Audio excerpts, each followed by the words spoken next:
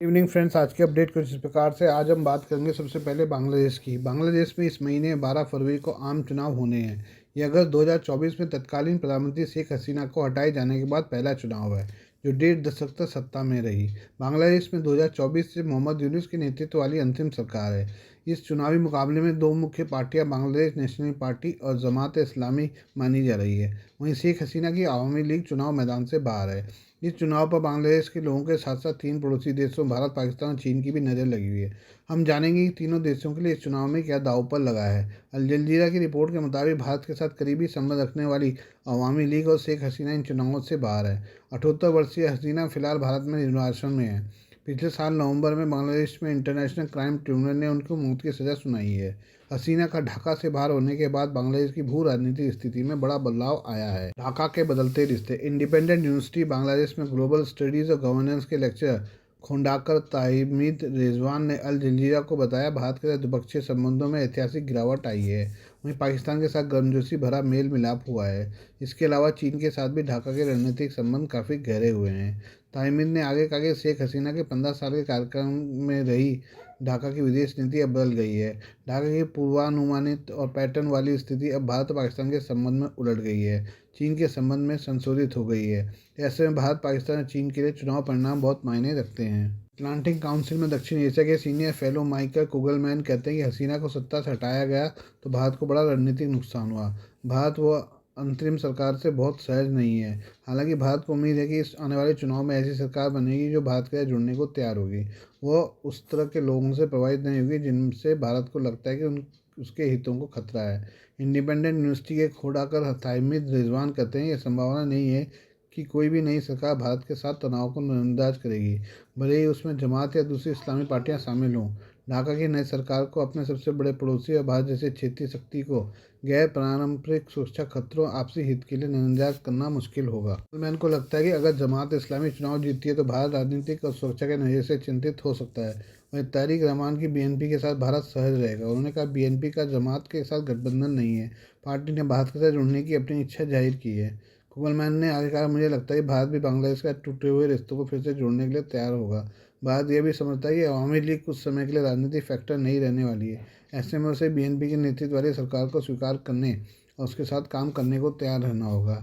हाल के वर्षों में दक्षिण एशिया में चीन का प्रभाव बढ़ रहा है। चीन ने बांग्लादेश के साथ भी सैन्य और आर्थिक संबंधों को बढ़ाया है।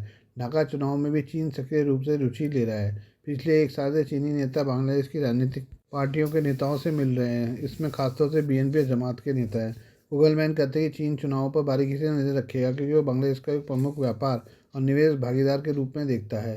बीजिंग के लिए ढाका में राजनीतिक स्थिरता बहुत जरूरी है, क्योंकि उसने इस क्षेत्र में निवेश किया है। बीजिंग ये पक्का करना चाहता है कि बांग्लादेश में कानून व्यवस्था की चुनौतियाँ और सुरक्षा चिंताएँ जमीनी पर चीनी हितों पर असर न डाले।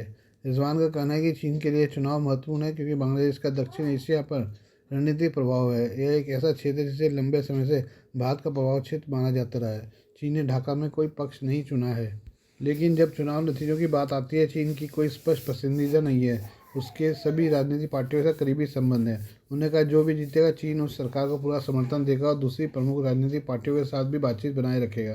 चीन की कोशिश होगी वह किसी भी बांग्लादेशी पार्टी पर अमेरिका प्रभाव न हो जो चुनाव में बहुमत हासिल करती है, सरकार बनाती। वहीं भारत का प्रभाव भी चीन कम करना चाहेगा। शेख हसीना को हटाए जाने के बाद से बांग्लादेश के साथ पाकिस्तान के संबंध बेहतर हुए हैं। 1971 में पाकिस्तान से अलग हुए बांग्लादेश के लोगों में इस्लामाबाद को लेकर गुस्सा हालिया महीनों में कम होता दिखा है। हालांकि बांग्लादेश पाकिस्तान से 1971 के अत्याचार के लिए माफ़ी मांग पर कायम है, लेकिन रिश्ते भी बेहतर कर रहा है। इंडिपेंडेंट यूनिवर्सिटी के रिजवान कहते हैं कि पाकिस्तान मुख्य रूप से बांग्लादेश के साथ अपनी रक्षा और सांस्कृतिक कूटनीति का विस्तार करके घनिष्ठ द्विपक्षीय संबंध विकसित करना चाहता है। अपने आर्थिक चुनौतियों के चलते उसके पास व्यापार और निवेश में बांग्लादेश को देने के लिए बहुत कम है। और ढाका के साथ घनिष्ठ रणनीतिक संबंध विकसित करके भारत की पूर्वोत्तर में सुरक्षा चिंताओं को बढ़ाना चाहता है। गलमैन के अनुसार पाकिस्तान आने वाले चुनाव में दो मुख्य पार्टियों में से किसी के भी सत्ता में आने से खुश होगा, लेकिन जमात की जीत उसे सबसे अच्छी लगेगी। पाकिस्तान साफ तौर पर एक पांच क्षेत्रीय खिलाड़ी होगा जो इस्लामी जमात सरकार को सबसे ज़्यादा पसंद करेगा।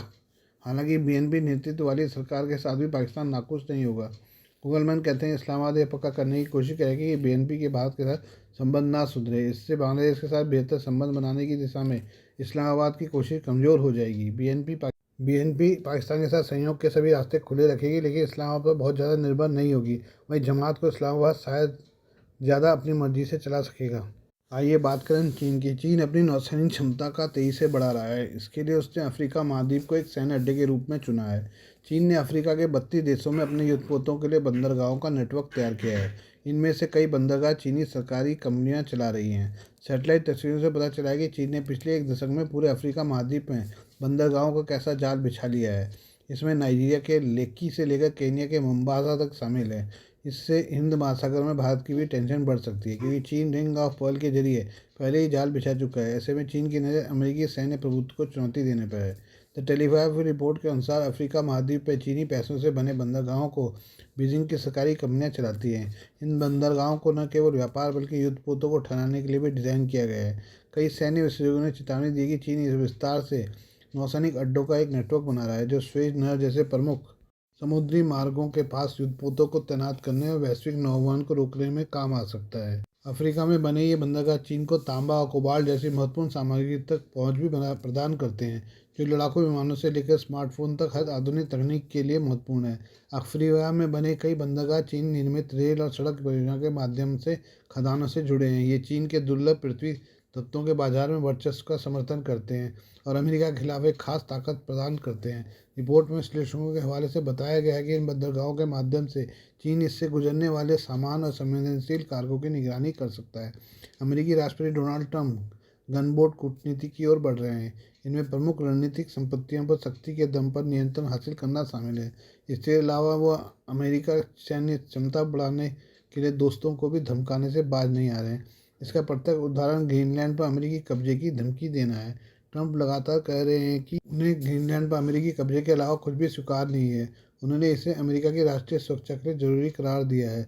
अमेरिका ने वेनेजुएला, रूस और ईरान तेल ले जाने वाले दर्जनों टैंकर को जब्त किया है। पेंटागन से जुड़े एक थिंक टैंक के अनुसार चीनी सरकारी कंपनियां 32 अफ्रीकी देशों में 78 बंदरगाहों पर बिल्डर, फाइनेंसर या ऑपरेटर के रूप में काम कर रही हैं। द टेलीग्राफ की रिपोर्ट में प्लैनेट लैब्स की सैटेलाइट तस्वीरों के आधार पर बताया गया है कि चीन लगातार अफ्रीका में अपनी सैन्य उपस्थिति मजबूत कर रहा है। चीन ने नाइजीरिया के लागोस में गहरे समुद्र में स्थित लेक्की बंदरगाह में 660 मिलियन पाउंड का निवेश किया है। इस कारण वह पश्चिमी एशिया का सबसे बड़ा बंदरगाहों में से एक बन गया है। इसके विशाल डॉक और क्रेन वैश्विक समुद्री व्यापार के कंटेनर से लदे विशाल जहाज़ों को संभाल सकते हैं। चीन अफ्रीका महाद्वीप के जरिए हिंद महासागर में अपनी नौसैनिक उपस्थिति को बढ़ा रहा है और जिबूती में पहले से ही अपने नौसैनिक अड्डे को ऑपरेट कर रहा है। चीनी युद्धपोतों, पनडुब्बियों और जासूसी जहाज लगातार हिंद महासागर में गश्त लगा रहे हैं। चीनी नौसेना ने सिर्फ अरब सागर बल्कि बंगाल की खाड़ी में भी ऑपरेट कर रही है। इससे भारत तीन तरफ से चीनी नौसेना की मौजूदगी को महसूस कर रहा है। अफ्रीका तक जाने वाले चीनी नौसैनिक पोत हिंद महासागर का चक्कर लगाकर पहुंच रहे हैं। इसके अलावा भारतीय नौवन रूट पर चीनी युद्धपोतों की मौजूदगी भी भविष्य के लिए खतरा बन सकती है। ये बात करें अमेरिकी सेना की। अमेरिकी सेना के प्रवक्ता ने कहा कि अरब सागर में F-35C स्टेल्थ फाइटर जेट ने एक ईरानी ड्रोन को मार गिराया है। ईरानी ड्रोन अमेरिकी aircraft carrier USS Abraham Lincoln aircraft carrier के करीब आ रहा था। अमेरिकी सेंटकॉम के प्रवक्ता कैप्टन टिम हॉकिंस ने इसकी पुष्टि की है। टिम हॉकिंस ने बयान जारी करते हुए कहा कि अब्राहम लिंकन के एक F-35C फाइटर जेट में आत्मरक्षा के तहत ईरानी ड्रोन को मार गिराया है। USS अब्राहम लिंकन को अमेरिका ने ईरान के साथ बढ़ते तनाव के बीच मिडिल ईस्ट में तैनात किया हुआ है। दिलचस्प बात यह कि कैरियर एयरविंग 9 CVW-9 जो लिंकन पर तैनात है, इसमें 8 स्क्वाड्रन हैं जो F-35C lightning II, FA-18E F super hornet, EA-18G Growler, E-2D Hawkeye, CMV-22B spray और MS-60RSC हॉक उड़ाते हैं। CVW-9 का एक खास हिस्सा marine fighter attack squadron 314 black knights है, जो मरीन कोर का पहला ऑपरेशनल F-35C स्क्वाड्रन है। USS अब्राहम लिंकन से F-35C को उड़ाने के लिए इसे अपग्रेड किया गया था। अमेरिका का F-35C स्टेल्थ लड़ाकू विमान है। USS अब्राहम लिंकन पर F-35C स्टेल्थ फाइटर जेट की तैनाती अमेरिकी नौसेना के लिए एक मील का पत्थर माना जाता है। F-35 stealth fighter jet family में 3 वेरिएंट शामिल हैं।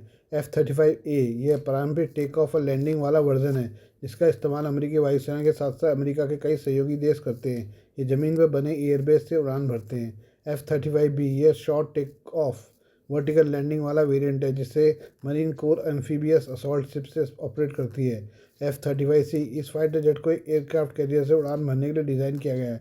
इसमें बड़े पंख, मजबूत लैंडिंग गियर, फोल्ड होने वाले विंग टिप्स और सबसे ज़्यादा रेंज है। ये उड़ान भरने के लिए रनवे में दौड़ता नहीं है बल्कि सीधा उड़ता है। F-35C जॉइंट स्ट्राइक फाइटर का एकमात्र वेरिएंट है जिसे न्यूक्लियर सुपर कैरियर पर कैटापल्ट लॉन्च और अरेस्टेड लैंडिंग के लिए खास तौर पर बनाया गया है। F-35C की उड़ान रेंज 1200 समुद्री नॉटिकल माइल है और ये काफ़ी ज़्यादा वजनी हथियार लेकर उड़ान भरने में सक्षम है। इस वजह से ये विशाल महासागर से लंबी दूरी के ऑपरेशन के लिए एक शानदार लड़ाकू विमान बन जाता है। ये दुश्मन के रडार में बिल्कुल भी पकड़ में नहीं आता, लिहाजा ये सटीक हमला करने में परफेक्ट होते हैं, जैसा इसने ईरानी ड्रोन को मार गिराकर किया है।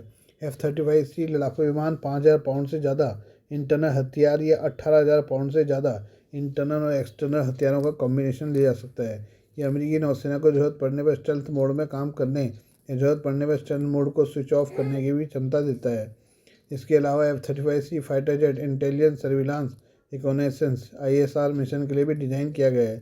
युद्ध क्षेत्र में सभी नेटवर्क वाले ज़मीनी, समुद्री और हवा के एसेट्स के साथ जानकारी शेयर करता है। Please do like, share and subscribe this channel of my news, views and analysis by Prakash.